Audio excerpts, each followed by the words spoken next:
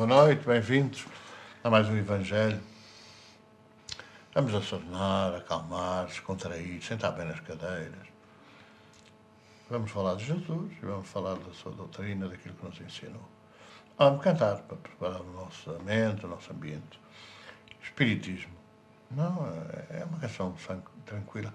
Mesmo se alguém estiver fazendo o Evangelho connosco, não sendo espírita, pois não se preocupe, que não vai haver nenhuma novidade especial. Vamos cantar esta canção. Quando a vida é sofrimento e nos falta o alento, só Jesus nos pode ajudar. Só no amor podemos encontrar o bordão que nos permite ganhar o perdão. Como é bom, irmão, já começa a amanhecer. Meu amigo, vem viver. Só verdade pode libertar, como um sol que voltará a brilhar. E Jesus reinará no coração como luz que alivia sua cruz. Ser cristão é ser alguém que acredita no além, de onde nos podem ajudar, dirigir e mesmo nos falar e dizer que a terra vai mudar e vai ver o amor crescer. Pedimos, Senhor, a força, graça e luz para todos aqueles que vamos participar hoje no Evangelho e para quem pedimos permissão, dos nossos amigos, dos nossos familiares, dos nossos protetores, permissão para a sua presença entre nós. Ajuda-nos, Senhor, a vibrar uns com os outros, libertando o nosso ambiente de perturbações, harmonizando os nossos pensamentos e aproveitando para conhecer um pouco melhor a tua mensagem. Seja connosco, que nos abençoa o nosso Evangelho. Do Evangelho segundo o Espiritismo, no capítulo 5, os itens 29, 30 e 31. Sacrifício da própria vida. Aquele que está desgostoso da vida, mas não a querendo abreviar, será culpado de procurar a morte num campo de batalha, com o pensamento de tornar a sua morte útil. Quer o homem se mata ou se faça matar, o objetivo é sempre o de abreviar a vida, e por conseguinte há o suicídio de intenção, se não de facto. O pensamento de que a sua morte servirá para alguma coisa é ilusório, não é senão um pretexto para colorir a sua ação e desculpá-la aos seus próprios olhos. Se ele tivesse seriamente o desejo de servir o seu país, procuraria viver para se dedicar à sua defesa e não morrer, porque uma vez morto já não serve para nada. A verdadeira abnegação consiste em não temer a morte quando se trata de ser útil, em afrontar o perigo, em fazer antecipadamente e sem pesar o sacrifício da vida, se isso for necessário. Mas a intenção premeditada de procurar a morte, expondo-se ao perigo, mesmo a serviço, anula o mérito da ação. São Luís, Paris, 1860. Um homem expõe-se a um perigo iminente para salvar a vida a um dos seus semelhantes. Sabendo antecipadamente que sucumbirá, isso pode ser considerado um suicídio? De momento que não há intenção de procurar a morte, não há suicídio, mas devotamento e abnegação, mesmo com a certeza de perecer. Mas quem pode ter a certeza? Quem diz que a providência não reservará um meio inesperado de salvação no momento mais crítico? Não pode ela salvar até mesmo aquele que estiver na boca de um canhão? Muitas vezes ela pode querer levar a prova da resignação até ao último limite, e então uma circunstância inesperada desvia o golpe fatal. São Luís, Paris, 1860. Provas dos sofrimentos para outrem. Os que aceitam com resignação os seus sofrimentos por submissão à vontade de Deus e com vista à sua felicidade futura, não trabalham apenas para eles mesmos e podem tornar os seus sofrimentos proveitosos para outros? Esses sofrimentos podem ser proveitosos para outros, material e moralmente. Materialmente, se pelo trabalho, as privações e os sacrifícios a que se impõem contribuem para o bem-estar material do próximo. Moralmente, pelo exemplo que dão da sua submissão à vontade de Deus. Este exemplo do poder da fé espírita pode incitar os infelizes à resignação, salvá-los do desespero e das consequências funestas para o futuro. São Luís, Paris, 1860. A mensagem da semana é do livro Caminho de Verdade e Vida, psicografia de Francisco Cândido Xavier e do benfeitor Emmanuel. Aflições. Mas alegrai-vos no facto de serdes participantes das aflições do Cristo. É a primeira epístola a Pedro, capítulo 4, versículo 13. É inegável que a nossa aprendizado terrestre atravessareis dias de inverno ríspido, em que será indispensável recorrer às provisões armazenadas no íntimo, nas colheitas dos dias de equilíbrio e abundância. Contemplareis o mundo, na desilusão de amigos muito amados, como templo em ruínas, sob os embates da tormenta cruel. As esperanças feneceram distantes, os sonhos permanecem pisados pelos ingratos. Os afeiçoados desapareceram, uns pela indiferença, outros por preferiram a integração no quadro dos interesses fugitivos do plano material. Quando surgir um dia assim em vossos horizontes, compelindo-vos à inquietação e à amargura, certo não vos será proibido chorar. Entretanto, é necessário não esquecerem a divina companhia do Senhor Jesus. Supondes acaso que o Mestre dos Mestres habita uma esfera inacessível ao pensamento dos homens? Julgais, porventura, não receba o Salvador ingratidões e apodos por parte das criaturas humanas diariamente? Antes de conhecermos o alheio mal que nos aflige, ele conhecia o nosso e sofria pelos nossos erros. Não olvidemos, portanto, que nas aflições é imprescindível tomar-lhe a sublime companhia e prosseguir avante com a sua serenidade e o seu bom ânimo.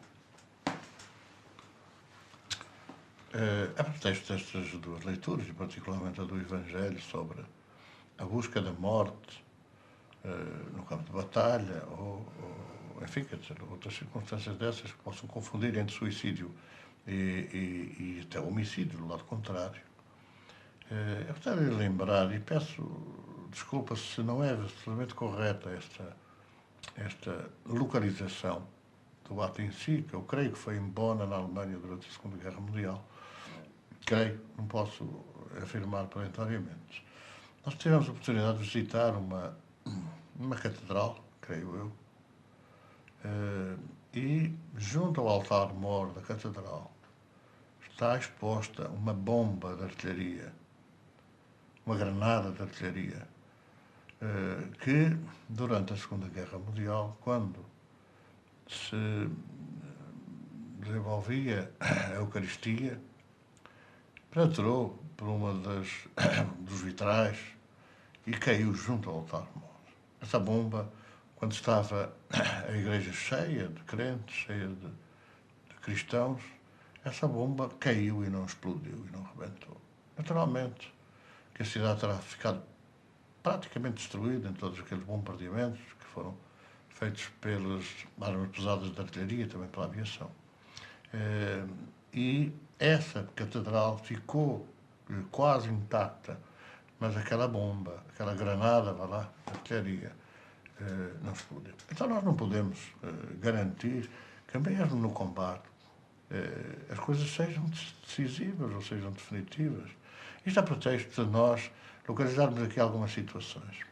É a situação da guerra que os objetores de consciência, muitos objetores de consciência, apresentam para não participar nela, para não entrar nesse combate. E nós não podemos esquecer que no Novas Pereira, a figura de referência da nossa terra, o santo contestável, tinha que conduzir as suas tropas para a guerra em defesa de outras pessoas que eram, ao fim e ao cabo, inocentes e que não tinham quem as defendesse. E fala aqui, realmente, o Evangelho, que não os voluntários, como nós vemos agora, atravessarem fronteiras para se juntarem a forças que procuram liquidar e matar e destruir outras vidas, mas sempre orava, sempre pedia ajuda divina para conduzir os seus combates, as suas batalhas.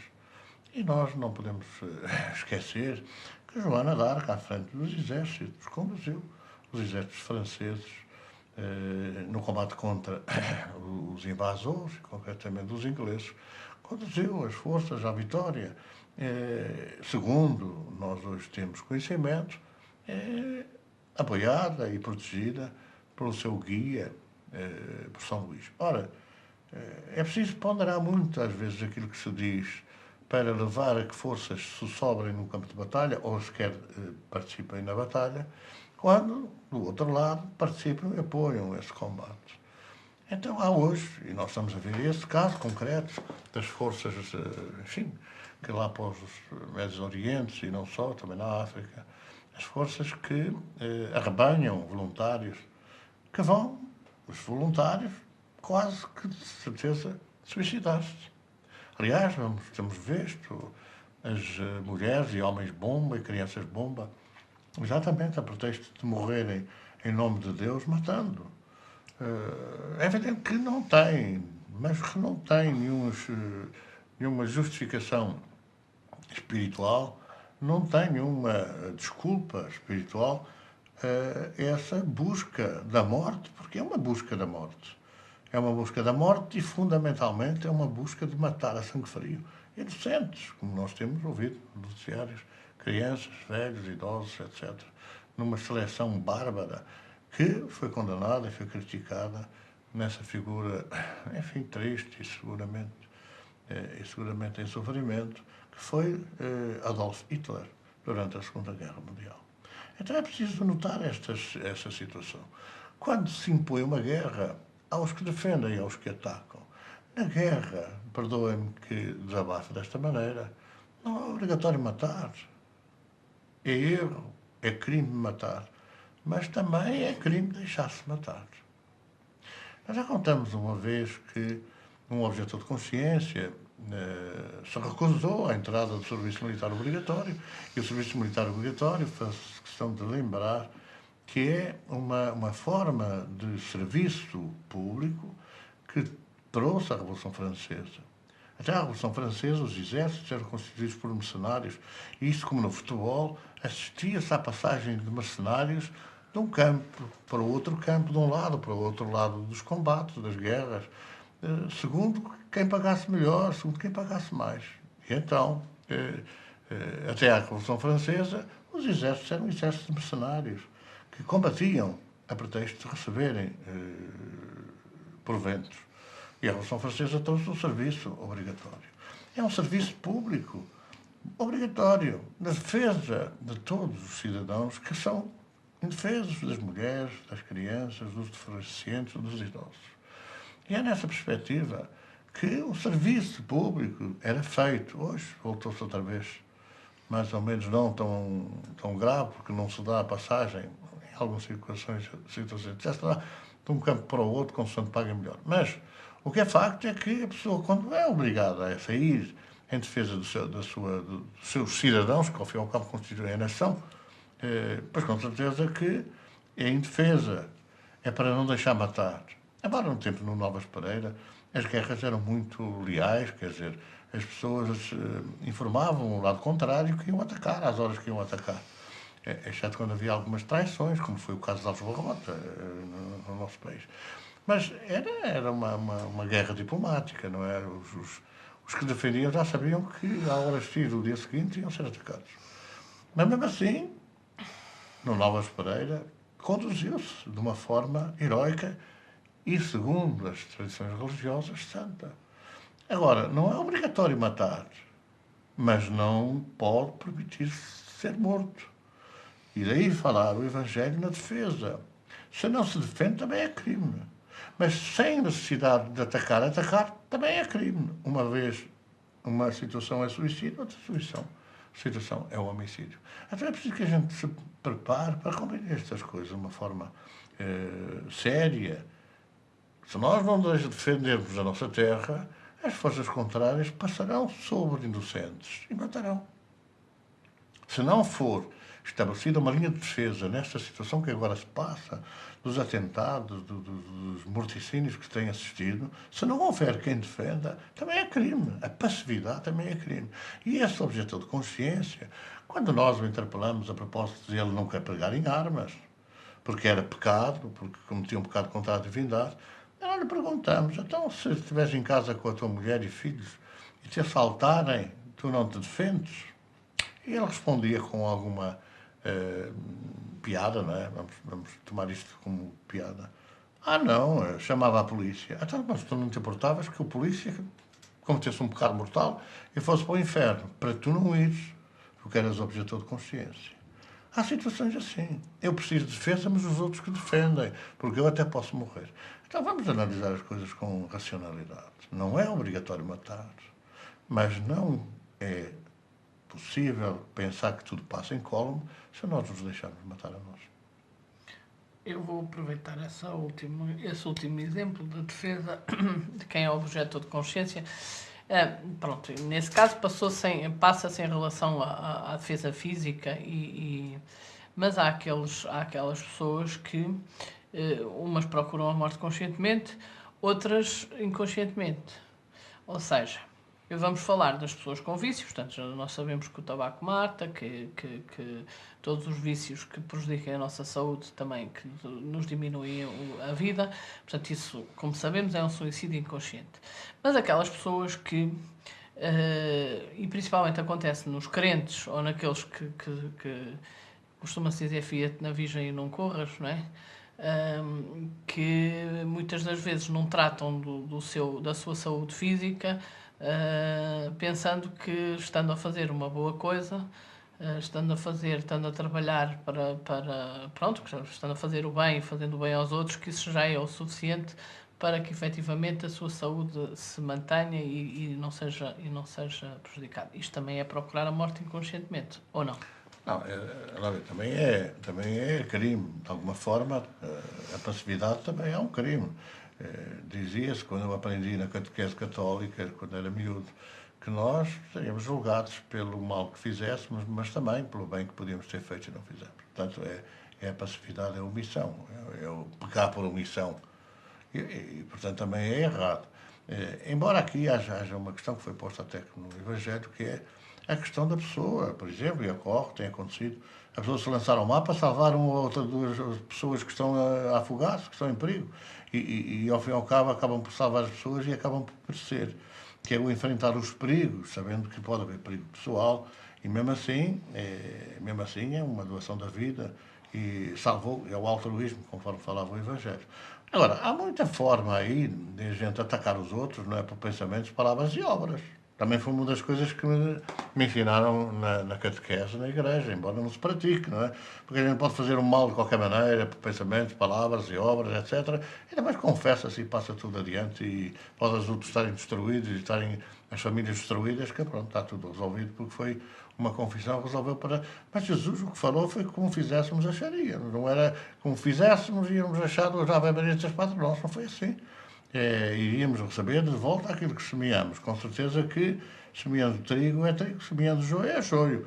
E fazendo mal é o mal que se nos baterá à porta um dia para pagarmos ou para salvarmos essas dívidas. Agora, é verdade que o fumador, o alcoólico, o toxicodependente, o maledicente, o que passa a vida a olhar para os outros e a criticar e a falar mal, etc., também é uma forma de guerra. É uma guerra por palavras, por pensamentos e às vezes por atos, porque há pessoas que chegam a esse ponto. E é evidente que isso é também criminoso. Porque, como diz o ditado, água mole em pedra dura, tanto dá até que fura. Quer dizer, os pensamentos negativos são de tal maneira insistentes ou podem ser persistentes que a pessoa a quem se destinam acaba por sofrer as consequências, acaba a andar mal, acaba a andar em desespero, e isso, com certeza, que é como se fosse guerra com armas.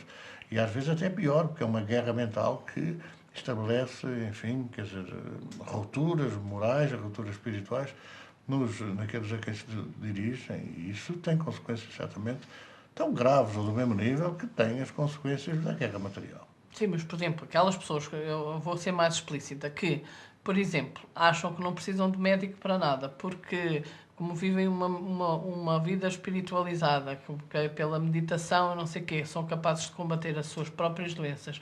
Aquelas pessoas que não tomam os medicamentos e que deviam tomar porque acham que a meditação estou a dar um exemplo, mas há outras por outros motivos quaisquer.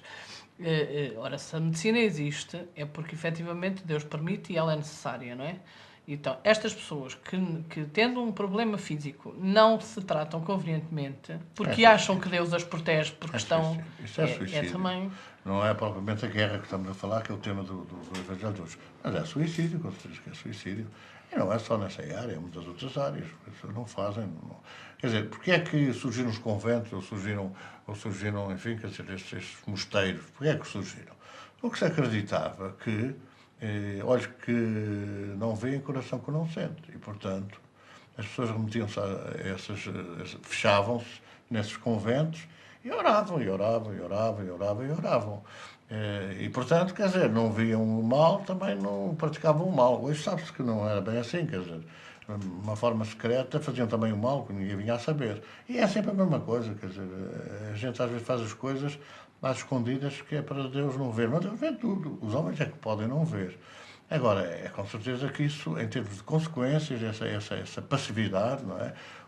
Essa contemplação, ficar fechado, ver o mundo todo a sofrer. E agora até vemos pessoas que às vezes me dizem assim, eu posso ajudar na mesma sem vir ao centro, posso ajudar em casa. Eu até tenho perguntado, até e porquê é que veio ao centro? Precisou vir ao centro.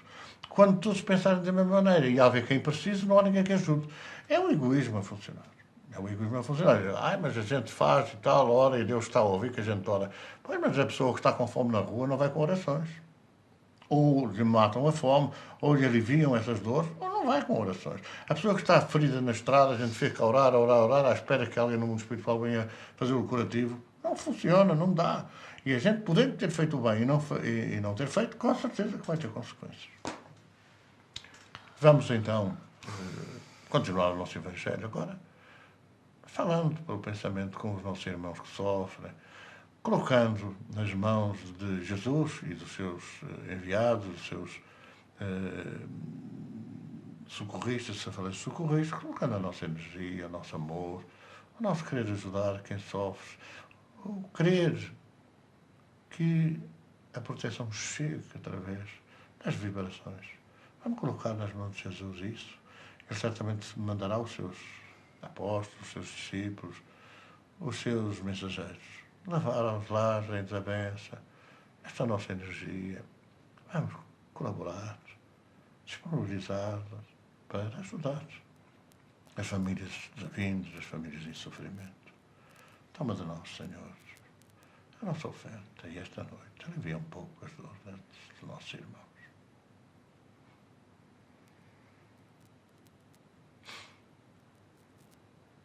Vamos cantar. Tu és travão no teu caminho, tu és cristão de quando em vez, com tanta falta de carinho e tanta dor que tu não vês. És egoísta, não te das conta, cometes erros de grande monta, não te apercebes que anda no ar o despertar. Agora que estamos no final dos tempos, o mundo tem que acordar. Vamos lutar, levando a verdade aos cegos de dor. E quando vires água nos seus olhos, lembra de Jesus. Somos ceareiros neste grande espaço carente de luz. Arai, ararai, arai, arai, ararai, arai, arai, ararai, arai, arai, ararai. Tu és a luz que há para nós, Tu és Jesus, nosso irmão. Caminho aberto para os que estão sós, nobre verdade para o cristão. Tu és a vida dos deserdados, consolação para os desgraçados. Todos queremos ver-te voltar para nos guiar. Agora que estamos no final dos tempos, o mundo tem que acordar. Vamos lutar, levando a verdade aos cegos de dor. E quando vires água nos seus olhos, lembra de Jesus. Somos ceareiros neste grande espaço carente de luz. Arai, ararai, arai, arai, ararai, arai, arai, ararai, arai, arai, ararai. Arai, ararai, arai, arai, ararai, arai, arai,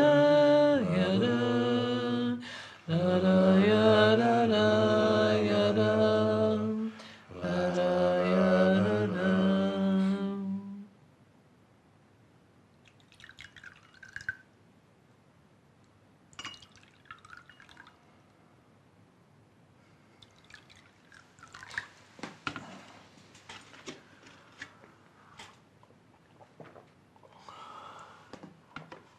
Boa noite, muita paz para todos. Continuação de serenidade e de harmonia. Até à próxima semana, se Deus quiser.